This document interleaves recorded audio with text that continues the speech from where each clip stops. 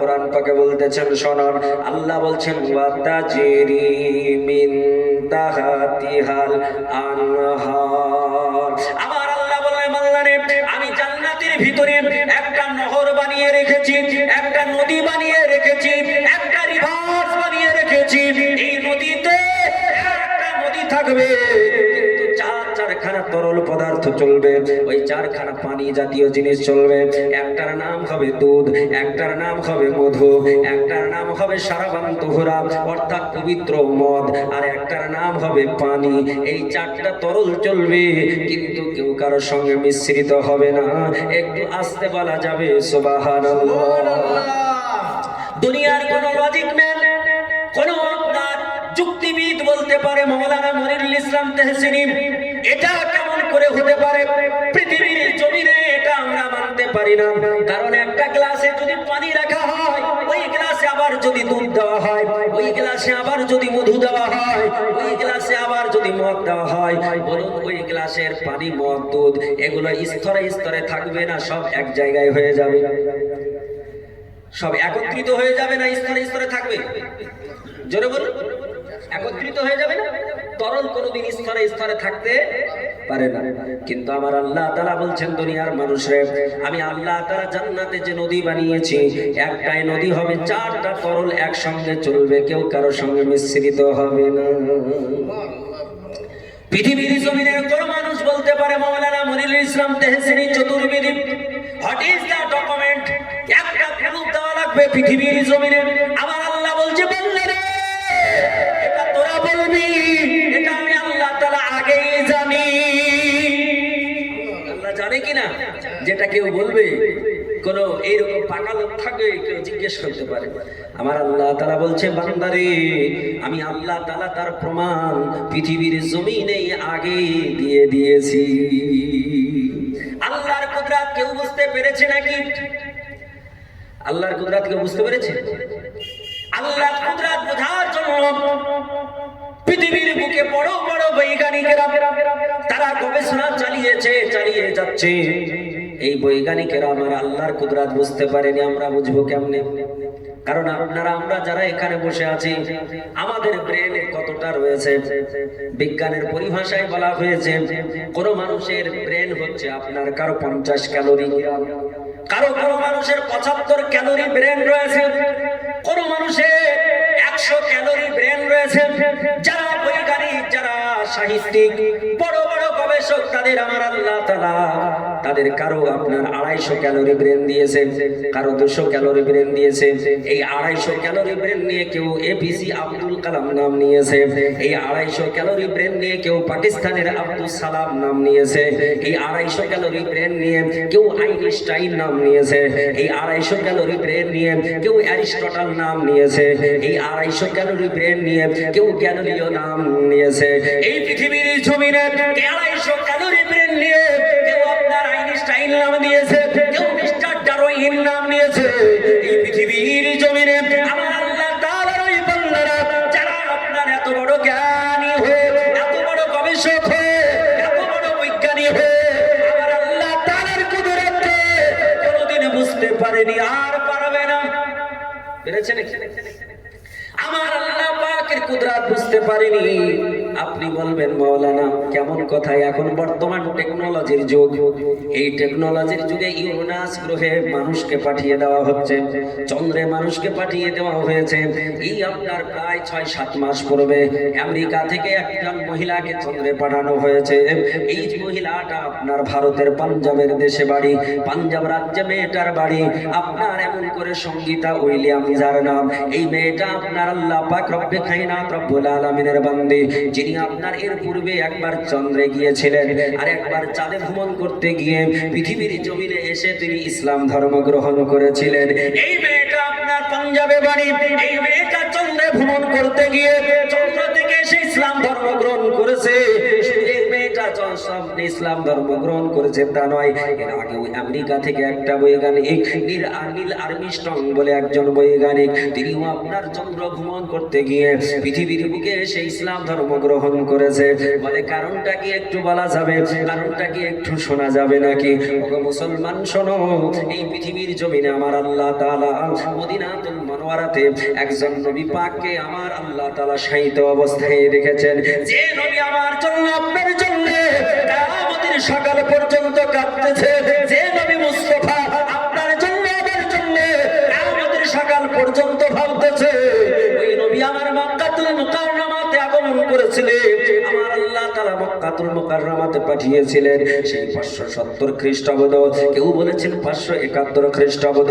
এই আপনার যেখানে আমার আল্লাহ তাআলা পাঠিয়েছেন, এর ব্যাপারেও আপনার ওই সংস্কৃত ভাষাতে হিন্দু ধর্মের ধর্মগ্রন্থে এটাও বলে দেওয়া হয়েছে।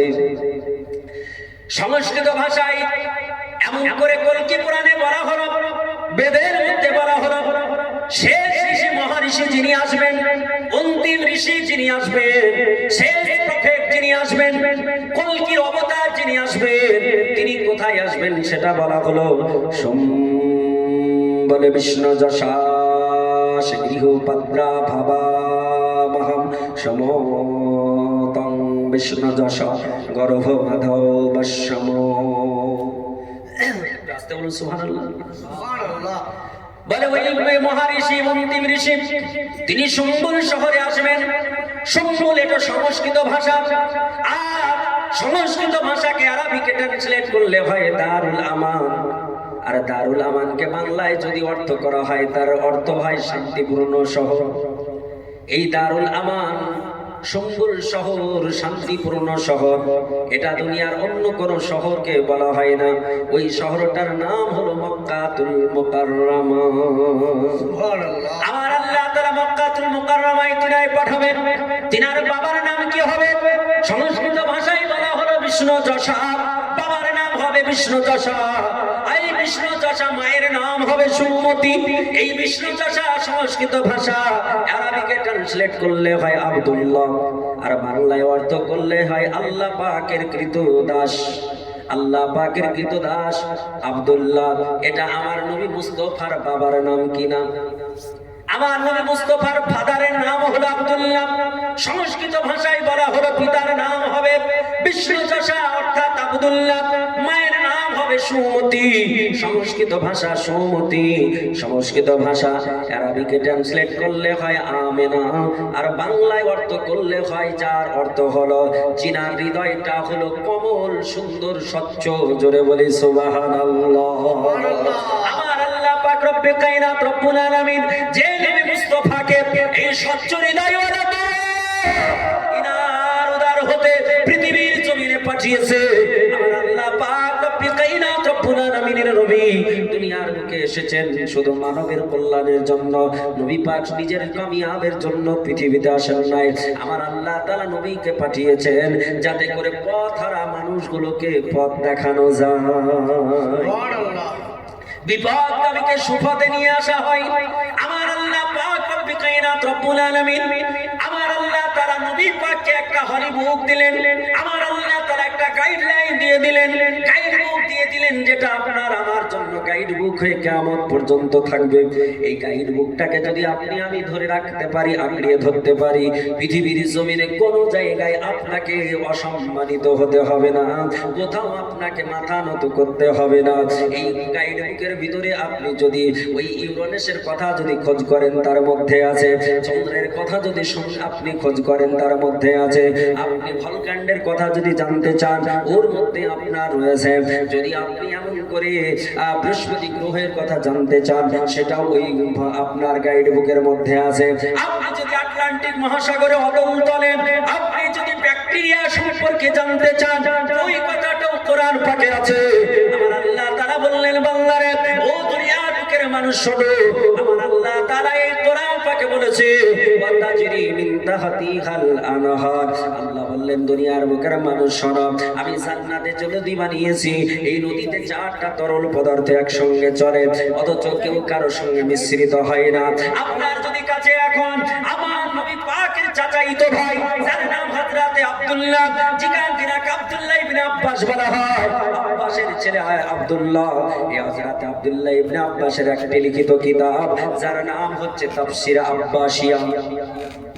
এই তাফসীর আব্বাসিয়া তৃতীয় খণ্ড যদি উঠান আপনি দেখতে পাবেন আমার আল্লাহ বলছে, বান্দারে পৃথিবীর জমিনের মানুষ তোমাদের মন বলে এটা কেমনে হতে পারে, এটা হবে না।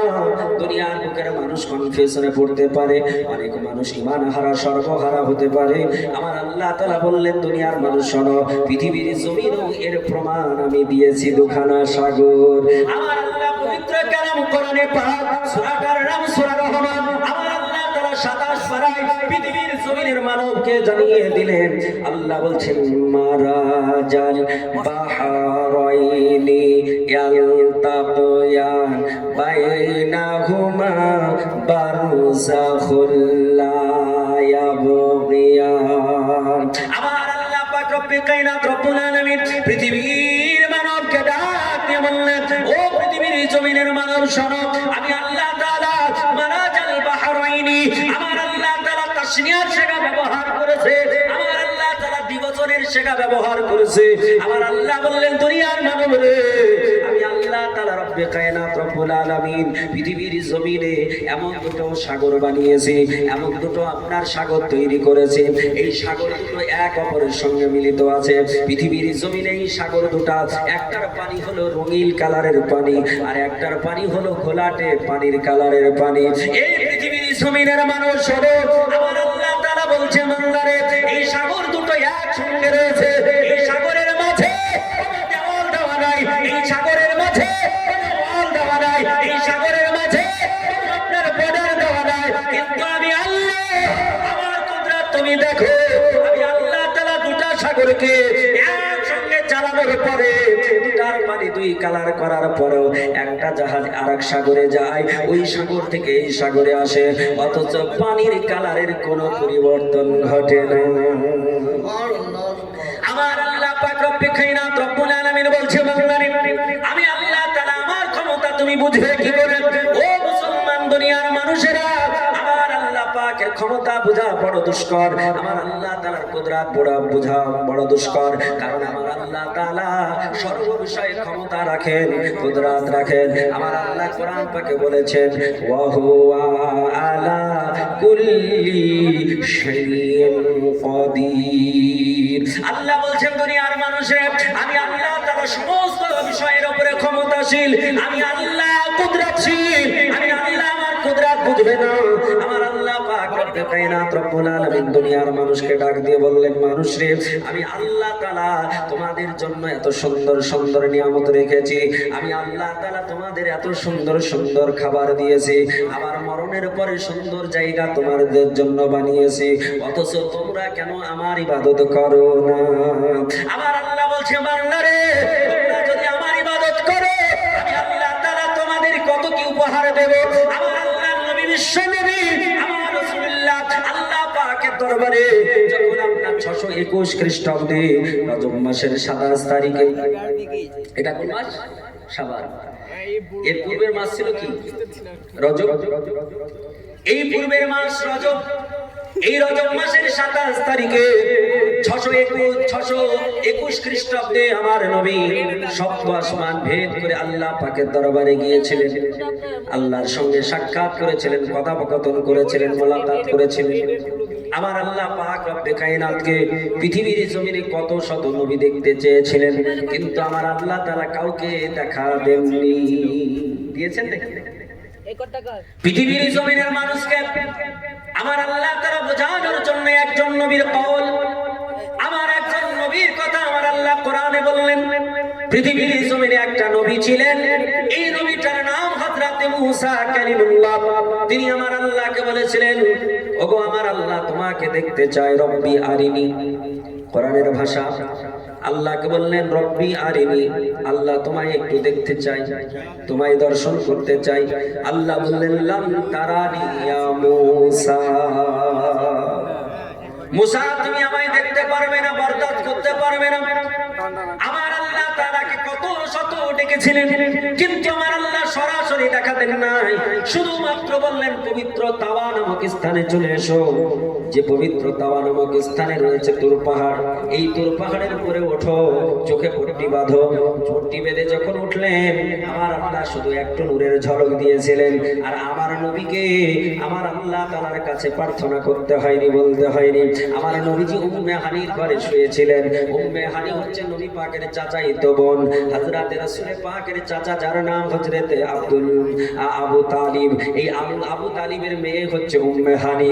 কাবা থেকে মাত্র একটু দূরে একটা ঘর, যার ঘরটা উম্মে হানির ঘর। এই ঘরে নবী পাক তিনি শায়িত অবস্থায় ছিলেন। রাত্রি গভীরে আমার আল্লাহ বললেন, ইয়া জিবরিলু ইজহাব ফিল আরদ, ও জিবরাইল দুনিয়ার বুকে চলে যাও। জিবরিল দুনিয়ার বুকে আসলেন, আসার পরে আল্লাহ নবী বিশ্ব নবীকে ডাকবেন, দাঁড়িয়ে আছেন। নবীকে কি করে ডাকবে, রাসূলুল্লাহকে কি করে জাগাবে, কোনো উপায় পাই না, রাস্তা পাই না। আমার আল্লাহ তাআলা ডাক দিয়ে বলছেন, জিবরিল তুমি ডাকবে কি করে, তুমি বুঝতে পারো না, বলেন না। আমার আল্লাহ তাআলা বলতেছেন, ইয়া জিবরিলু কাবিল কাদামাইহি। আমার আল্লাহ বলছেন, জিবরিল আমার নবী পাকের দুই পায়ের কদম মুবারকে তোমার নুরানি ঠোঁট লাগায়া চুমা দাও। আমার আল্লাহ পাক রব্বে কায়নাতের ফেরেশতা, যিনি ফেরেশতাদের কমান্ডার, তিনি নবী পাকের পায়ে চুমা দিয়ে যখন জাগালেন, নবীকে বললেন, ইয়া রাসূলুল্লাহ আমার আল্লাহ আপনার সঙ্গে সাক্ষাৎ করতে চাই। আমার মেরাজের ঘটনা বলার উদ্দেশ্য নাই, বলার উদ্দেশ্য হলো আমার নবী পাক বিনা ডাকায় বিনা বলায় আমার আল্লাহ তাআলা নিজে ডেকে নিয়ে গিয়ে দেখা করলেন। আর পৃথিবীর জমিনে কত শত নবী তারা আমার আল্লাহকে দেখতে চেয়েছিলেন, কিন্তু দেখা হয়নি। আমার আল্লাহর নবী যখন আল্লাহর সঙ্গে সাক্ষাৎ করলেন, যখন ওখান থেকে রিটার্ন চলে আসবে, আমার আল্লাহকে বলে, আল্লাহ আমার পরওয়ারদিগারে আলম, আমার যারা উম্মত হবে, আমার যারা উম্মতানি হবে, এরা তো অত বয়স পাবে না, কারণ আপনার আমার বয়স গড় আয়ু এখন বর্তমানে কত? বর্তমানে গড় আয়ু কত? 60। আল্লাহ রাসূল বলেছেন আমার উম্মতের বয়স হবে 60 থেকে 70। রাসূল যেটা বলেছেন এখন বর্তমান বৈজ্ঞানিকেরা তা প্রমাণ করছেন। রাসূল বলেছেন আমার উম্মতানির বয়স হবে কত? 60 থেকে 70। এই 60 থেকে 70 বছর ইবাদত করে আল্লাহর জান্নাত পাওয়া, আল্লাহকে খুশি করা দুষ্কর কিনা? দুষ্কর কিনা? আমার আল্লাহ পাক রব্বে কায়নাত রব্বুল আলামিন দিনার নবী পাক যখন আল্লাহকে বললেন, আমার আল্লাহ বলছেন, নবীজি তুমি চিন্তা করবে না, লা তাহজান ইয়া নবী, ওগো আমার নবী তুমি চিন্তা করবে না, ওগো আমার হাবিব চিন্তা করবে না। আমি আল্লাহ তাআলা আপনার উম্মতানির জন্য, আপনার উম্মতানির জন্য আমি আল্লাহ তাআলা এমন কিছু রাত্রি দেব, যে রাত্রিগুলোয় যদি আপনার উম্মতানি ইবাদত করে, ওই মানুষেরা যারা 1000 বছর ইবাদত করেছিল, যারা 1500 বছর ইবাদত করেছিল, যারা 700 বছর ইবাদত করেছিল, আমি আল্লাহ তাআলা ওদের সমান ইবাদতের নেকি আমি আল্লাহ তাআলা আপনার উম্মতানির নামায়ে আমালে দিয়ে দেব। ও মুসলমানেরা শোনো, এই পৃথিবীর জমিনে আমার নবীজির পূর্বে 540 বছর পূর্বে একখানা নবী দুনিয়ার বুকে এসেছিলেন। সেই নবীটাকে বিনা বাবাতে আমার আল্লাহ তাআলা মারিয়ামের উদারে পাঠিয়েছিলেন। হযরত মারিয়ামের উদার হইতে পৃথিবীর জমিনে এসেছিলেন, যার নাম হলো ঈসা রুহুল্লাহ। ঈসা আলাইহিস সালাম পৃথিবীর জমিনে আসলেন। এই পৃথিবীর জমিনে এসে মাত্র 33 বছর দুনিয়ার বুকে ছিলেন। এই পৃথিবীর বুকে 33 বছর পৃথিবীর বুকে ছিলেন। এই 33 বছরের জিন্দেগিতে আল্লাহর নবী ঈসা আলাইহিস সালাম তিনি একদিন পাহাড়ের রাস্তা ধরে চলতেছিলেন। রাস্তা দিয়ে চলতে চলতে একটা পাহাড়ের নিকটে দাঁড়িয়ে গেলেন। পাহাড়টা কালো কালারের পাহাড় ছিল, কারণ পৃথিবীর জমিনে আমার আল্লাহ যে পাহাড় বানিয়েছে, এই কোন পাহাড়কে আমার আল্লাহ কালো বানিয়েছে, কোন পাহাড়কে লাল বানিয়েছে, কোন পাহাড়কে সাদা বানিয়েছে। যদি আপনার বিশ্বাস না হয় তাহলে আপনার রাজস্থানে চলে যেতে হবে, আপনাকে জয়পুর একটু ঘুরে দেখতে হবে, আপনাকে দুনিয়ার বুকে একটু সফর যদি করেন আমার আল্লাহ পাকের সৃষ্টিগুলো দর্শন করতে পারবে। আমার আল্লাহ পাক রব্বে কায়নাত রব্বুল আলামিনের নবী হযরত ঈসা রুহুল্লাহ তিনি পাহাড়ের দিকে তাকিয়ে উপরের দিকে যখন নজরটা চলে গেলেন, তিনি অবাক হয়ে আল্লাহ পাককে জিজ্ঞেস করলেন, ও আমার আল্লাহ তাআলা আমি আমি তো আশ্চর্য হয়ে গেলাম। আমার আল্লাহ বলছেন নবী ঈসা কেমন করে আশ্চর্য হলেন? বলে আল্লাহ গো, কালো বিশাল একটা পাহাড়, এই পাহাড়ের চূড়াতে একটা কাচের মতো সাদা চকচকে চূড়াতে একটা বড় পাথর দেখা যায়। আমার আল্লাহ তাআলা ডাক দিয়ে বললেন ঈসা, ওগো আমার নবী ঈসা রুহুল্লাহ, এটা দেখে তুমি অবাক হবে না, একটু উপরের দিকে এসো। আমার আল্লাহ পাক রব্বে কায়নাতের নবী ঈসা আলাইহিস সালাম তিনি আপনার গুটি গুটি পায়ে ওই পাহাড়ের চূড়ায় উঠে গেলেন। পাহাড়ের চূড়ায় যখন উঠে গেলেন, আল্লাহ নবী ঈসা আলাইহিস সালাম পাথরটা দেখে বড় আপনার আশ্চর্য হয়ে গেলেন। আল্লাহ নবী ঈসা আলাইহিস সালামের মনে কৌতূহল জাগলো, আমার আল্লাহ পাক রব্বে কায়নাত রব্বুল আলামিন এই কালো পাহাড়ের উপরে এত সুন্দর করে পাথর তুমি বসিয়ে রেখেছো, আল্লাহ কারণটা কি বলা যাবে? আল্লাহ ডাক দিয়ে বলে নবী ও ঈসা, তোমার মনে জানতে চায়? বলে আল্লাহ আমার মন জানতে চায়, আমার মনে কৌতূহল জাগে। আল্লাহ বললেন ঈসা নবী, তোমাকে ওই পাহাড়ে একটু টাচ করা লাগবে, একটু শুধু টাচ করে দেখো, একটু তুমি আঙুলটা ঠেকিয়ে দেখো, আমি আল্লাহ তাআলা এর কুদরতটা একটু দেখিয়ে দেব। ও মুসলমানেরা, পৃথিবীর জমিনের কোন মানুষ পাহাড়ের গায়ে যদি একটা এমন করে লোহার রড দিয়ে বাড়ি দিয়ে দেয়, পাহাড়ের পাথরখানা ফাটবে নাকি? ফাটবে? পাহাড়ের পাথরখানা ফাটবে না, তাহলে টাচ করলে ফাটবে কি করে? টাচ করলে ফাটার তো কোনো ব্যাপার আসে না। একটা পাহাড় ফাটাতে গেলে ওতে আপনার বোরিং করে ওর ভিতরে মশলা দিয়ে ওটা পাম্পিং করে উড়িয়ে দিতে হয়, ওটা আপনার ডিল করে আপনার ফাটিয়ে দিতে হয়। কত শত উপায়ে এই পাহাড়গুলোকে ফাটানো হয়। কিন্তু আমার আল্লাহ পাক রব্বে কায়নাতের নবী ঈসা আলাইহিস সালাম বললেন, শুধু একটি বার আঙ্গুলের ইশারা দাও। হযরত ঈসা আলাইহিস সালাম যেমনি আঙ্গুলের টাচ করলেন, শুধু আঙ্গুলের টাচ করার সঙ্গে সঙ্গে পাথরটা বড় পাথর ফেটে গেল। ও মুসলমানেরা, আমার আল্লাহ পাকের নবী এটা টাচ করলে ফেটে যাবে, টাচ করলে খুলে যাবে, এটা আপনার অনেক মানুষ অবাক হতে পারে। যারা ইসলামে বিশ্বাসিত নয়, যারা ইসলামকে বিশ্বাস করে না, যারা কোরআন হাদিসকে মানে না, তারা বলবে এটা একটা গল্প কাহিনী, এটা একটা গুজব। ও মুসলমানেরা, পৃথিবীর জমিনে আল্লাহ বান্দারা কোরআনকে আরো বোঝা সহজ করে দিয়েছে, হাদিসকে বোঝা আরো সহজ করে দিয়েছে। আপনি যদি এখন শপিং মলে চলে যান, আপনি যদি বহরমপুর শপিং মলে চলে যান, শপিং মলের গেটে যখন যাবেন দেখবেন সেন্সর সিস্টেম করা একটা গেট লাগানো আছে। আপনাকে টাচ করাও লাগবে না, আপনাকে ছোঁয়াও লাগবে না, আপনাকে হাত দিয়ে খোলাও লাগবে না, শুধু আপনি সামনাসামনি হয়ে যাবেন, সেন্সরের দ্বারা আপনার কাজ হয়ে যাবে, দরজাটা অটোমেটিক খুলে যাবে, আমার আপনি বেরিয়ে যাবে, দরজাটা অটোমেটিক লেগে যাবে। ও পৃথিবীর জমিনের মানবেরা, এই দুনিয়ার বুকে আল্লাহর বান্দারা তারা যদি এইরকম সেন্সর দ্বারা কাজ করাতে পারে, যদি তাদের শরীরের যদি শুধু স্পর্শে খুলে যেতে পারে, আমার আল্লাহ পাক রব্বে কায়নাত রব্বুল আলামিনের নবীরা তারা স্পর্শ করলে এই সেন্সরের মতো কাজ হবে কিনা? ও মুসলমানেরা, আমার আল্লাহ পাক রব্বে কায়নাতের নবী হযরত ঈসা আলাইহিস সালাম তিনি আপনার যেমন আপনার টাচ করেছেন, সঙ্গে সঙ্গে সাদা পাথরটা ফেটে গেল। আর সাদা পাথর ফেটে যাওয়া, ওই সাদা পাথরের ভিতরে একটা বৃদ্ধ মানুষকে দেখতে পেয়ে গেলেন। আল্লাহর নবী হযরত ঈসা রুহুল্লাহ তিনি অবাক হয়ে আল্লাহর দরবারে সাজদায় পড়ে গেলেন। সাজদায় পড়ে পড়ে কাঁদে, আল্লাহকে বলছেন, আল্লাহ ও আমার পরওয়ারদিগারে আলাম, আমি কিছুই বুঝলাম না, আমি কিছুই বুঝতে পারলাম না। আল্লাহ গো, তোমার বান্দা এই পাথরের ভিতর কেমন করে জীবিত রয়ে গেল? আল্লাহ গো, তোমার বান্দা পাথরের ভিতরে কেমন করে জীবিত রয়ে গেল? পাথরের ভিতরে তো অক্সিজেন যাবে না, পাথরের ভিতরে খাবার যাবে না, পাথরের ভিতরে মানুষটা কেমন করে বেঁচে রয়েছে?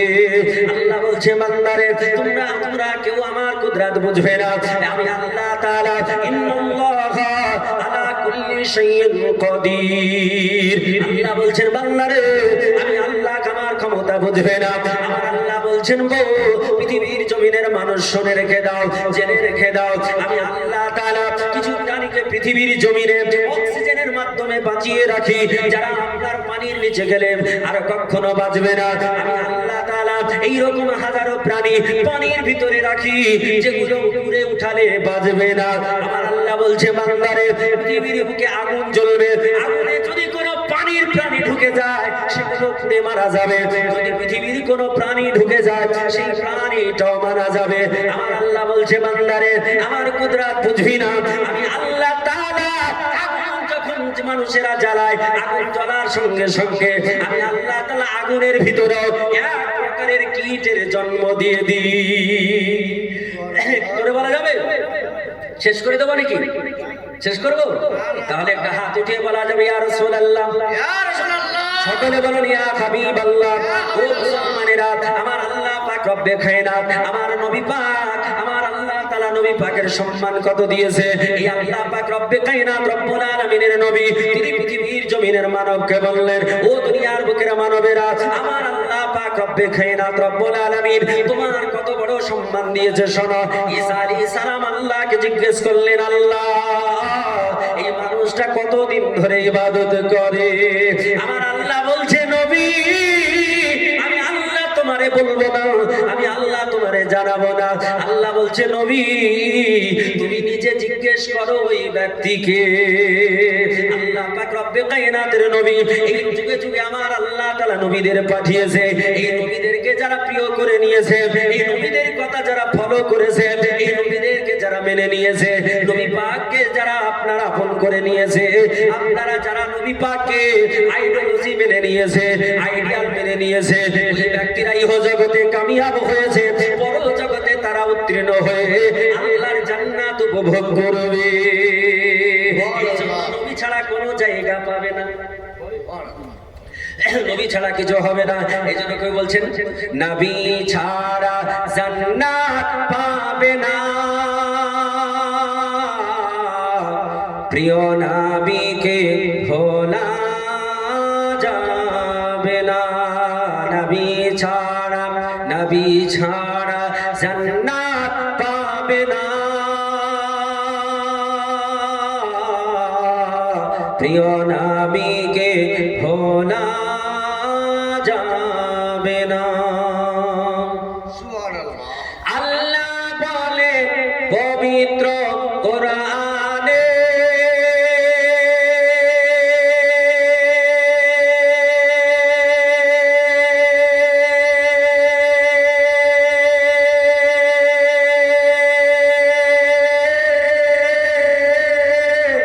যা কিছু আছে আসমান ও জমিনে, আল্লাহ বলেন পবিত্র কোরআনে, যা কিছু আছে আসমান ও জমিনে, সবকিছু তোমার অধীনে।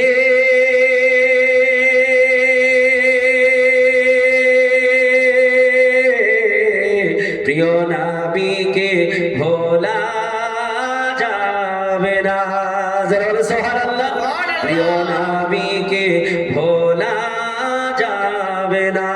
ও নবী মুস্তাফাকে যারা আপনার ভুলবে না, তারা ইহ জগতে কামিয়াব হয়ে যাবে, পর জগতে উত্তীর্ণ হয়ে আমার আল্লাহর জান্নাত পেয়ে যাবে। ওই নবী সাল্লাল্লাহু আল্লাহ পাককে জিজ্ঞেস করলে আল্লাহ বলছেন আমাকে নয়, ওই বৃদ্ধ মানুষটাকে জিজ্ঞেস করো।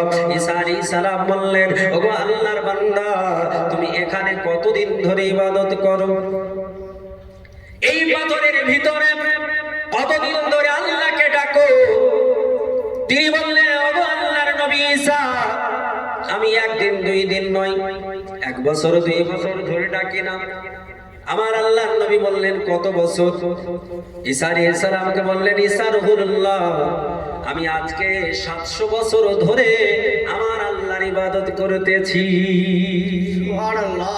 একটু আস্তে বলুন সুবহানাল্লাহ। এ মুসলমানেরা, আমার আল্লাহ পাক রব্বে কায়নাতের নবী ঈসা আলাইহিস সালাম আল্লাহর দরবারে সাজদায় পড়ে গেলে দ্বিতীয়বার আল্লাহর কাছে সাজদায় পড়ে গিয়ে কাঁদে, বলছে, আল্লাহ গো, এই মানুষটা যত নেকি সঞ্চয় করবে, এই মানুষটা যত নেকি কামাবে, তোমার সৃষ্টি জগতে আর কোন মানুষ আছে যেই মানুষটা 700 বছর ধরে খাবার খায় না, 700 বছর ধরে পান করে না, 700 বছর ধরে তোমার ইবাদতে ব্যতিব্যস্ত রয়েছে। আমার আল্লাহ পাক রব্বে কায়নাত রব্বুল আলামিন তিনি বললেন, ওগো ঈসা রুহুল্লাহ, তুমি চিন্তা করবে না, আমি তোমার পরে একজন নবীকে পৃথিবীতে পাঠাবো। ওই নবীটার উম্মতেরা যদি একটা রাত্রি ইবাদত করে, আমি আল্লাহ 700 বছরের নেকি দান করে দেব। সুবহানাল্লাহ, সুবহানাল্লাহ। আমার আল্লাহ বললেন, নবী ও ঈসা আলাইহিস সালাম, একটা রাত্রি ইবাদত করলে আমি আল্লাহ 700 বছরের নেকি দান করে দেব। আমার আল্লাহ নবী ঈসা আলাইহিস সালাম বললেন, আল্লাহ গো, তাহলে আমি আর নবী হয়ে থাকতে চাই না, আর নবী হতে চাই না, তাড়াতাড়ি করে আমাকে ওই নবীর গোলাম বানিয়ে দাও, ওই নবীর উম্মত বানিয়ে দাও। আল্লাহ বললেন, ঈসা এটা শুনে তুমি বলতেছো আমি আল্লাহ আরো কত অফার দিয়েছি, আমি আল্লাহ তাআলা তাদের জন্য আরো কত বাজেট করেছি। আমার আল্লাহ তাআলা বলছেন, ঈসা নবী গো, ওই নবীজির উম্মত যারা হবে, ওই নবীর উম্মতদের জন্য আমি আপনি এমন একটা রাত্রি দেব, ওই রাত্রিতে একটা রাত্রি যদি ইবাদত করে, আমি আল্লাহ তাআলা 1000 মাসের নেকি দিয়ে দেব। সুবহানাল্লাহ। আল্লাহ কোরআন পাকে বলেছে, আমার আল্লাহ তাআলা রব্বে কায়নাত রব্বুল আলামিন তিনার নবী দুনিয়ার বুকের মানুষকে জানিয়েছে, পৃথিবীতে 4টা রাত্রি আছে। এই 4টা রাত্রি আল্লাহর কাছে অতি পছন্দনীয়। এই 4টা রাত্রিতে আল্লাহ তাআলা প্রথম আসমানে নিজের নূরের তাজাল্লি দিয়ে থাকেন, আর ফজর পর্যন্ত আল্লাহ তাআলা বলতে থাকেন, ও পৃথিবীর বান্দা বান্দীরা, চেয়ে আমার কাছে কি চাইবি, গুনাহগুলো maaf করে নে। আমার আল্লাহ বলবে, কি চাইবি, কি নিবি, কি তোদের প্রয়োজন একটু বল, আমি আল্লাহ তোদের দেব। আল্লাহ নবী বললেন, ও পৃথিবীর জমিনের উম্মত উম্মতানি, ওই 4টা রাত্রি কোন কোন রাত্রি হবে? আল্লাহ নবী বললেন, একটা রাত্রি হলো এই যে শবে বারাত, এই লাইলাতুল বারাতের রাত্রি। আল্লাহ নবী বলছেন, একটা রাত্রি হলো লাইলাতুল কদরের রাত্রি। আল্লাহ নবী বললেন, একটা রাত্রি হলো আরফার ময়দানে হাজিরা যখন সমবেত হয়, ওই আরফার দিনের রাত্রিটা। আবার আল্লাহ নবী বলছেন, আর একটা রাত্রি হলো 2 ঈদের রাত্রি। আল্লাহ নবী বললেন, ও পৃথিবীর জমিনের মানবেরা, এই রাত্রিগুলোতে যদি আল্লাহ পাকের কাছে চাও, আমার আল্লাহ তাআলা তোমাদের খালি হাতে ফিরায় না। আমার আল্লাহ পাক রব্বে কায়নাত রব্বুল আলামিন এই রাত্রির ভিতরে একটা রাত্রি লাইলাতুল কদর, আমার আল্লাহ তাআলা বলেছেন, ইন্না আনসালনাহু ফি লাইলাতিল কদর। আমার আল্লাহ বলছেন, নিশ্চয় আমি অবতীর্ণ করেছি লাইলাতুল কদরে। আল্লাহ তাআলা বললেন, ও দুনিয়ার বুকের মানুষেরা, ওয়া মা আদরাকা মা লাইলাতুল কদর। আমার আল্লাহ বলছেন, দুনিয়ার মানুষ, ওই লাইলাতুল কদরটা কি তোমাদের কি জানতে ইচ্ছা হয় না? তোমাদের মনে কি মনে প্রশ্ন জাগে না? আমার আল্লাহ তাআলা নিজেই বলছেন, ওমা আদরাকা মা লাইলাতুল কদর, ওই লাইলাতুল কদর রাত্রিটা কি একটু বলা যাবে? আমার আল্লাহ প্রশ্ন করলেন, আল্লাহ উত্তর দিতেছে। আল্লাহ বলছেন, দুনিয়ার বুকের মানুষ শোনো, ও পৃথিবীর মানুষ শোনো, ওমা আদরাকা মা লাইলাতুল কদর, লাইলাতুল কদরি খায়রুম মিন আলফিশ শাহর। আল্লাহ বললেন, ওই রাত্রি একটা রাত্রি 1000 মাস অপেক্ষা উত্তম। আল্লাহ নবী বললেন, ওই রাত্রিতে যদি কেউ একটা রাত্রি ইবাদত করি, লাইলাতুল কদর পেয়ে যায়, আমার আল্লাহ তাআলা তার নামে আমালে আল্লাহ তাআলা 84 বছর আল্লাহ তাআলা 4 মাসের নেকি দান করে দেবে। সুবহানাল্লাহ, সুবহানাল্লাহ। কত সুন্দর রাত্রি, কিন্তু আমরা সব রাত্রি তো ফাঁকি দিচ্ছি নাকি? হ্যাঁ, গত রাত্রিতে কতজন ইবাদত করেছেন একটু হাত বুকে রেখে বলুন তো দেখি, কত উৎকৃষ্ট রাত্রি। যে রাত্রিটাই ইবাদত করলে 700 বছরের নেকি পাওয়া যাবে, ওই 700 বছরের নেকিকে আপনি আমি অনেকেই হেলাতে ঠেলাক দিয়ে দিয়েছি নাকি? মুআজ্জাজ মুহতারাম, আগামীতে আর এগুলো করবেন না। এই রাত্রিগুলোর প্রতি আপনাকে আকৃষ্ট হতে হবে, এই রাত্রিগুলো ধরতে হবে। মুসলমান, আমার আল্লাহ পাক রব্বে কায়নাত রব্বুল আলামিন তিনার নবী বিশ্ব নবী বলেছে, ও পৃথিবীর জমিনের মানব, আমার আল্লাহ তাআলা রব্বে কায়নাত রব্বুল আলামিন আমার উম্মতের জন্য যে বাজেটগুলো পেশ করেছে, যে বাজেটগুলো পেশ করেছে, আমার আল্লাহ তাআলা অন্য কোন নবীকে সেটা দেন নাই, আমার আল্লাহ তাআলা অন্য নবীদেরকে দেন নাই। তাই তো আমার ঈসা আলাইহিস সালাম আমার আল্লাহ তাআলাকে ডাক দিয়ে বললেন, আল্লাহ গো, আমি আর নবী হতে চাই না, নবী হয়ে থাকতে চাই না, আমি নবী পাকের উম্মত হয়ে যেতে চাই। আমার আল্লাহ কবুল করে নিলেন। 33 বছর জীবনে আমার আল্লাহ তাআলা তিনাকে উঠায়া নিলেন, উঠায়া প্রথম আসমানে তিনাকে রেখে দিয়েছে। ও আমার আল্লাহ পাক রব্বে কায়নাত রব্বুল আলামিনের নবী মুহাম্মদুর রাসূলুল্লাহ সাল্লাল্লাহু তাআলা আলাইহি ওয়াসাল্লাম আপনার আমার জন্য কত কিছু করেছেন। এই নবী পাক আপনার আমার জন্য আমার আল্লাহ তাআলার কাছে ডেকে ডেকে বললেন, আল্লাহ গো, আমি তোমাকে যে দেখলাম, তোমাকে দেখে মনটা ভরিয়ে নিলাম। আল্লাহ তোমার জান্নাত দেখলাম, তোমার জান্নাত ভ্রমণ করিয়েছো। আল্লাহ তোমার জান্নাত দেখে আমার মনটা ভরে গিয়েছে, কিন্তু তোমার জাহান্নাম দেখে মনে কষ্ট হয়ে গেছে। আল্লাহ তোমার জাহান্নাম দেখে মনে বড় কষ্ট লেগেছে। আমার আল্লাহ বলছেন, ও নবী, তোমার ওই উম্মত উম্মতানিরা তারা জাহান্নামে থাকবে না যদি তোমার প্রতি ঈমান রেখে দেয়, যদি তোমার প্রতি বিশ্বাস রেখে দেয়। তোমার উম্মত উম্মতানি যদি আল্লাহ আল্লাহ রাসূলের প্রতি বিশ্বাস রাখে, আমি আল্লাহ তাআলা তাদেরকে জান্নাতে দেব। কিয়ামতের মাঠ যেদিন হবে, ও মুসলমান, আপনার আমার ক্ষমতা, আমার আল্লাহ তাআলা আপনার আমার সম্মান কত দিয়েছে। আমার আল্লাহ পাক রব্বে কায়নাত রব্বুল আলামিন 1 লক্ষ মতান্তরে 2,23,999 জন নবী আমার নবীজির পূর্বে পাঠিয়েছে। এই নবীজির উম্মত যাদের হবে, যারা নেককার হবে, যারা আপনার জান্নাতি হবে, এই কিয়ামতের মাঠে জান্নাতি ব্যক্তিদের লাইন হবে, আপনার কাতার হবে। মসজিদে নামাজে কাতার হয় কিনা, লাইন হয় কিনা? একটা মসজিদে 4টে 5টা লাইন হয়, হয় কি? তো কিয়ামতের মাঠে যারা জান্নাতি হবে তাদের লাইন হবে, কাতার হবে। কতটা কাতার হবে? কতটা কাতার হবে? কিয়ামতের মাঠে জান্নাতি ব্যক্তি যারা, তাদের 120 খানা কাতার হবে, 120 খানা লাইন হবে। জোরে বলি সুবহানাল্লাহ। 120 খানা লাইন হবে। এই 120 খানা লাইনে আদম নবীর উম্মত থাকবে, শীষ নবীর উম্মত থাকবে, উজাইর নবীর উম্মত থাকবে, লূত আলাইহিস সালামের উম্মত থাকবে, ইব্রাহিম খলিলুল্লাহর উম্মত থাকবে, মুসা নবীর উম্মত থাকবে, ঈসা নবীর উম্মত থাকবে, এমন করে ইয়া আলাইহিস সালামের উম্মত থাকবে, এমন করে ইব্রাহিমের উম্মত থাকবে, এমন করে ইসমাঈল জাবিউল্লাহর উম্মত থাকবে, এমন করে ইসহাক আলাইহিস সালামের উম্মত থাকবে, এমন করে দাউদ আলাইহিস সালামের উম্মত থাকবে, এমন করে সুলাইমান আলাইহিস সালামের উম্মত থাকবে, এমন করে উজাইর আলাইহিস সালামের উম্মত থাকবে, এমন করে বিনাইল আলাইহিস সালামের উম্মত থাকবে, এমন করে সিস আলাইহিস সালামের উম্মত থাকবে, এমন করে ইলিয়াস আলাইহিস সালামের উম্মত থাকবে, এমন করে পৃথিবীর জমিনে আমার আল্লাহ তাআলা যত নবী পাঠিয়েছে সব নবীর উম্মত থাকবে। সব নবীর ইন টোটাল কতটা লাইন হবে? সব নবীর উম্মতের লাইন কটা হবে? 120 খানা লাইনের ভিতরে আপনার 40টা মাত্র লাইন, 1,23,000 মতান্তরে 2,23,999 জন নবীদের উম্মত হবে। আর আল্লাহর নবী, বিশ্ব নবী, হায়াতুন নবী, জিন্দা নবী, তিনার উম্মতেরা বাকি সবগুলো হয়ে যাবে। সুবহানাল্লাহ, সুবহানাল্লাহ। মুসলমানেরা, এই জন্য আমার নবীজির উম্মত যারা হবে, কিয়ামতের মাঠে গর্ব করে বলবে যে আমরা পৃথিবীর জমিনে অন্য কোন নবীর উম্মত নয়, আমরা হলাম মুহাম্মদুর রাসূলুল্লাহর উম্মত। এই মুহাম্মদুর রাসূলুল্লাহ যিনি খাতামান নবীর, যে নবীর জন্য দুনিয়ার লোকে সব বড় বড় মনীষীরা তারা আফসোস করে গিয়েছে।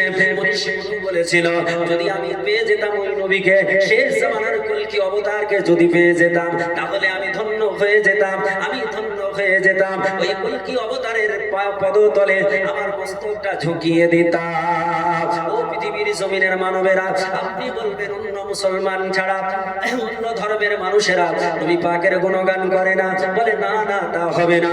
এমন করে আপনার পৃথিবীর জমিনে আল্লাহ পাক রব্বে কায়নাত যত মানুষকে পাঠিয়েছেন, এদের মধ্যে একজন ব্যক্তির কথা বলি, যিনার নাম আপনার গৌতম বুদ্ধ বলে একজন ব্যক্তি পৃথিবীর জমিনে এসেছিলেন, যিনি বৌদ্ধ ধর্মের আপনার প্রবর্তক, বৌদ্ধ ধর্মের নেতা। এই বৌদ্ধ ধর্মের নেতা গৌতম বুদ্ধ আপনার একজন রাজার সন্তান ছিলেন, রাজার ছেলে ছিলেন। রাজত্ব ছেড়ে দিয়ে তিনি মাঠে ঘাটে চলে গিয়েছিলেন, জঙ্গলে গিয়ে নিজের জীবন যাপন করেছিলেন। এই গৌতম বুদ্ধকে তার শিষ্যরা জিজ্ঞেস করলো, গৌতম বুদ্ধকে তার শিষ্যরা বললো, গৌতম তোমার মতো পৃথিবীর জমিনে আর কোনো মনীষী হতে পারে না। গৌতম বুদ্ধগণ, তোমার মতো চারিত্রিক মানুষ কাউকে পাওয়া যাবে না। এই বৌদ্ধ ধর্মের মানুষেরা গৌতম বুদ্ধকে পৃথিবীর বুকে শ্রেষ্ঠ বলে থাকে। এই গৌতম বুদ্ধকে তখনও জিজ্ঞেস করা হলো, গৌতম বুদ্ধ, তুমি কি শেষ বুদ্ধ নাকি? তোমার পরে আর কোনো বুদ্ধ আসবে কিনা একটু বলতে হবে। গৌতম বুদ্ধ বলেছিল, পৃথিবীর জমিনের মানবেরা, ও আমার অনুসারীরা, কান খুলে শুনে রেখে দাও, আমি গৌতম বুদ্ধ শেষ বুদ্ধ নয়, আমি শেষ অবতার নয়, আমি শেষ বুদ্ধ নয়। আমার পরে একজন বুদ্ধ আসবে, আমার পরে একজন বুদ্ধের জন্ম হবে। সেই জায়গাটা কোন জায়গা হবে? ওই জায়গাটা হবে সম্বল শহর। সম্বলে বিষ্ণু যশা আসে, গৃহপাত্রা ভাবা মহা। তিনার পিতার নাম হবে বিষ্ণু যশা, মায়ের নাম হবে সুমতি, আর জন্ম হবে এমন করে সম্বল শহরে। আমি তো গৌতম বুদ্ধ সম্বল শহরে জন্ম নিই নাই। আমার বাবার নাম বিষ্ণু যশা নয়, আমার মায়ের নাম এমন করে আপনার ওই আমেনা নয়। গৌতম বুদ্ধ বলল, আমি শহরে জন্মগ্রহণ করেছি। আমার জন্মটা কিভাবে হয়েছে? আমার মা যখন আমার নানার বাড়ি থেকে যখন প্রেগনেন্ট অবস্থায় যাচ্ছিলেন, আমার নানার বাড়ির দিকে যখন যাচ্ছিলেন, প্রেগনেন্ট অবস্থায় যখন নানার বাড়ি যেতেছিলেন, এই রাস্তায় যেতে যেতে তখনকার সময়কালে এমন করে বাস ট্রেন এরোপ্লেন ছিল না, এমন করে আপনার দ্রুতগামী যানবাহন ছিল না। রাজা যারা হতো, রাজরানী যারা হতো, তাদেরকে পালকিতে করে আপনার নিয়ে যাওয়া হতো। গৌতম বুদ্ধর মা তাকে পালকিতে করে নিয়ে যাওয়া হচ্ছে। এই পালকিতে করে রাস্তায় নিয়ে যাই বেহারারা, যেতে যেতে ফাঁকা ময়দানে গিয়ে আপনার উদার ব্যথা উঠে গেল। উদার ব্যথা যখন উঠলো, গৌতম বুদ্ধের মা বলল, আর আমার আগে বাড়া যাবে না। ওগোর বেহারারা, পালকি চালকেরা, তোমরা পালকিটা একটু নামিয়ে দাও। তারা বলল, গো আমাদের রানী মা, এইখানে ফাঁকাতে কেমনে নামায়? বলে, আর সময় আমার নাই, আমি আর বেশিক্ষণ সহ্য করতে পারি না। ওই পালকি চালকেরা দ্রুতগামী হাঁটতে হাঁটতে একটা উদ্যানে নিয়ে গিয়ে পৌঁছে গেল। একটা উদ্যানে নিয়ে গিয়ে যখন পালকিটা নামিয়ে দিল, বেহারাদেরকে বলল, তোমরা চলে যাও। আমার সঙ্গী সাথী যারা আছে তাদেরকে ডাক দিয়ে বলল, গো আমার সঙ্গী সাথীরা, তাড়াতাড়ি করে কাপড়টা একটু চতুর্দিকে ঘিরে দাও। ওই আপনার ফাঁকা ময়দানে, আকাশের ফাঁকা নিচে, জমিনের উপরে, ওই উদ্যানে আমার আল্লাহ পাক রব্বে কায়নাত রব্বুল আলামিন তিনার বান্দির উদার হইতে গৌতম বুদ্ধর জন্ম দিয়ে দিলেন। আল্লাহ পাক রব্বে কায়নাতের বান্দা গৌতম বুদ্ধ বলতেছেন, আমার জন্ম হয়েছে ব্যাবিলনে, আমার জন্ম হয়েছে একটা ফাঁকা উদ্যানে, কিন্তু ওই নবী মুস্তাফা যার জন্ম হবে সম্বল শহরে, ওই নবী মুস্তাফা যার মায়ের নাম হবে সুমতি, যে নবীর মা সুমতি, তিনি এত ভাগ্যবতী হবে। আমি যখন জন্মগ্রহণ করেছিলাম তখন রাত্রিবেলা ছিল, আমার জন্মের কারণে ওই টাইমে আলোকময় হয়নি, আলোকিত হয়নি। শুনে রেখে দাও, জেনে রেখে দাও, ওই নবী শেষ নবী যিনি আসবেন, কলকি অবতার হবে, তিনি যখন জন্মগ্রহণ করবে, পৃথিবীর জমিনে যখন আগমন করবে, সুমতির ঘরটা আলোকময় হয়ে যাবে, সুমতির ঘরটা লাইট হয়ে যাবে, সুমতির ঘরে জাইতুনের তেল থাকবে না, কোনো বাতি জ্বলবে না, অথচ ঘরটা আলোকময় হয়ে যাবে। ওই আলোটা কত দূর ছড়াবে, ওই আলো থেকে পৃথিবী আলোকময় হয়ে যাবে। আমার নবী যখন 570 খ্রিস্টাব্দে, কেউ বলেছেন 571 খ্রিস্টাব্দে, এপ্রিল মাসের 20 তারিখে, রবিউল আউয়াল মাসের 12 তারিখে, সোমবারের দিনে যখন আসলেন, মা আমিনা রাদিয়াল্লাহু তাআলা আনহা, তিনাকে জিজ্ঞেস করা হয়েছিল, ও আমিনা রাদিয়াল্লাহু তাআলা আনহা, একটু বলো, তোমার ঘরে জাইতুনের তেল ছিল না, কেমন করে তোমার সন্তান প্রসব হলো? আমার আল্লাহ পাক রব্বে কায়নাত রব্বুল আলামিন তিনার বান্দি হযরতে আর রাসূল পাকের মা, তিনি বললেন, ওগো দুনিয়াবাসী শোনো, আমার পৃথিবীর জমিনে যখন আমার সন্তান ভূমিষ্ঠ হলো, খারাজাতুম মিন নূর, আমার উদর থেকে যেন একটা লাইট আসলো, একটা লাইট দুনিয়াতে আগমন করলো। আর তার লাইটের কারণে আমার পুরো ঘরটা আলোকময় হয়ে গেল। শুধু আমার ঘরটা নয়, আমি আমার ঘর থেকে এমন করে সামদেশের বড় বড় বিল্ডিং গুলো দেখে নিয়েছিলাম। ও মুসলমানেরা, আমার আল্লাহ পাক রব্বে কায়নাতের নবী, তিনার কথা গৌতম বুদ্ধ বলে গেলেন। গৌতম বুদ্ধ দুনিয়ার মানুষকে জানিয়ে দিলেন, এই পৃথিবীর জমিনে আইনস্টাইন বলে একটা বৈজ্ঞানিক ছিল। এই আইনস্টাইনকে একসময় তার শিষ্য জিজ্ঞেস করলো, হুজুর গো, আপনার জ্ঞান গরিমার শেষ নেই। পৃথিবীর জমিনে যত মানুষ রয়েছে এর মধ্যে আপনার সমান কেউ জ্ঞানী আমাদের নজরে নেই। আইনস্টাইন বলল, দুনিয়ার বুকের ও আমার স্টুডেন্টেরা, ছাত্ররা শুনে রেখে দাও, আমার জ্ঞান তো সীমিত, আমি কত বড় জ্ঞানী একটু শুনে রেখে দাও। এই যে আমি একটা নদীর ধারে, একটা সমুদ্রের পানিতে ধুলাবালি নিয়ে যেমন খেলা করি, এই ধুলাবালি গুলো যেমন, এর চাইতে বেশি আমার জ্ঞান থাকতে পারে না। আল্লাহ পাক রব্বে কায়নাতের বান্দারা মিস্টার আইনস্টাইনকে জিজ্ঞেস করলো, ও মিস্টার আইনস্টাইন স্যার, একটু বলুন পৃথিবীর জমিনে এমন কোন কি মানুষ রয়েছে যে মানুষটা তিন কালের জ্ঞান রাখতে পারবে, যিনি অতীতের জ্ঞান যেমন জানবেন, বর্তমানের জ্ঞান তেমনই জানবেন, ভবিষ্যতের জ্ঞান তেমনই রাখবেন। এইরকম তিন কালের জ্ঞান রাখা কোন মানুষ আছে নাকি? মিস্টার আইনস্টাইন বলেছিলেন, ও পৃথিবীর জমিনের মানুষ, আমার স্টুডেন্টরা কান করে শুনে রেখে দাও, পৃথিবীর জমিনে আমার আল্লাহ তাআলা মাত্র একজন একটা প্রফেট পাঠিয়েছেন, only for one prophet, একটাই আমার আল্লাহ তাআলা একটা প্রফেট পাঠিয়েছেন, একজন নবীকে পাঠিয়েছেন, যেই নবী পাককে আল্লাহ তাআলা তিন কালের জ্ঞান দিয়ে পাঠিয়েছেন। আল্লাহর নবী, বিশ্ব নবী, মহাগুরু, মহানবীর সম্পর্কে ওই মিস্টার আইনস্টাইন বললেন, যাকে আমার আল্লাহ তাআলা তিন কালের জ্ঞান দিয়ে পাঠিয়েছে, এই পৃথিবীর জমিনে আমার আল্লাহ পাক রব্বে কায়নাত যাকে এত জ্ঞান দিল, তারপরে কিছু মানুষ বলে আমার নবী তো কিছু জানে না। জোরে একটু বলি নাউজুবিল্লাহ। আমার আল্লাহ তাআলার নবী কত জ্ঞানী, আমার নবীকে আল্লাহ তাআলা কত জ্ঞান দিয়েছিলেন। আমার আল্লাহ তাআলা কোরআন পাকে বললেন, আল্লাহ পবিত্র কালাম কোরআনে পাক সূরা রহমানে আল্লাহ বলছেন, আর রহমান আল্লামাল কোরআন। আল্লাহ বলছেন, আমি দয়াল, আমি দাতা নবীকে শিখিয়ে দিলাম কোরআন। পৃথিবীর মানব বলবে, নবী কোরআন শিখলো, নবী সব শিখে নিল, নবী কোরআন শিখলো তো নবী সব জেনে নিল নাকি? কোরআনে কি আসমানের জ্ঞান আছে? কোরআনে কি ইউরেনাসের জ্ঞান রয়েছে? কোরআনে কি ভলক্যান্টের কথা আছে? কোরআনে কি এমন করে চন্দ্রের কথা আছে? কোরআনে কি এমন করে নেপচুনের